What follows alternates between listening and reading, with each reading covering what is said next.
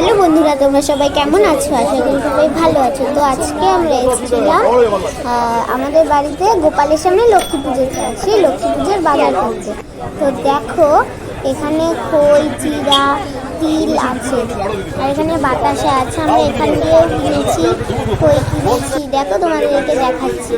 আর এখানে দেখো কত সুন্দর সুন্দর লক্ষ্মী ঠাকুর, দেখো কি সুন্দর লাগছে। এই দেখো ছোট ছোট লক্ষ্মী ঠাকুরগুলোর মুখগুলো কত মিষ্টি। এই যে আটা ময়দা কিনেছি, ওটা কি যেন, ওই যে যাই হোক তোমাদেরকে দেখাচ্ছি। খই কিনেছি, পাঁচফোড়ন কিনেছি, গুড় কিনেছি, হলুদ কিনেছি, আর খড়ি মাটি কিনেছি। আমি এবার আলপনা দেবো, তো তোমাদের অনেক ভিডিওতে দেখাবো।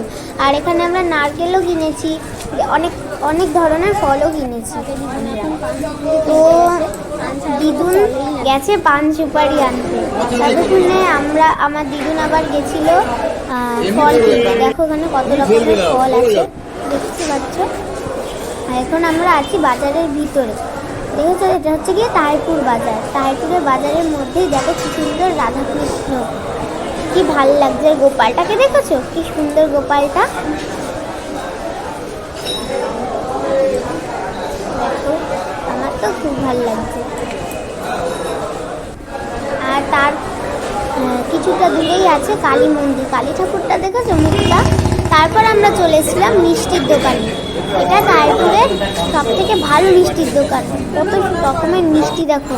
এখানে আইসক্রিম আছে, আমরা আইসক্রিম কিনেছি, আর আমি এই কর্ণাটকটা কিনেছি।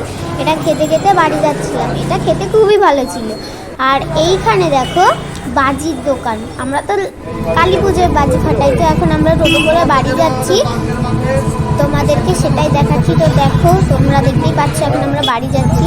তো আজকের মতো ব্লগটা এইটুকুই, তোমাদের পরের আবার ব্লগ তোমাদের লক্ষ্মী পুজোর দিন তোমাদের সামনে ব্লগ তুলে দেবো। তো আজকের মতো এইটুকু, সবাইকে টাটা।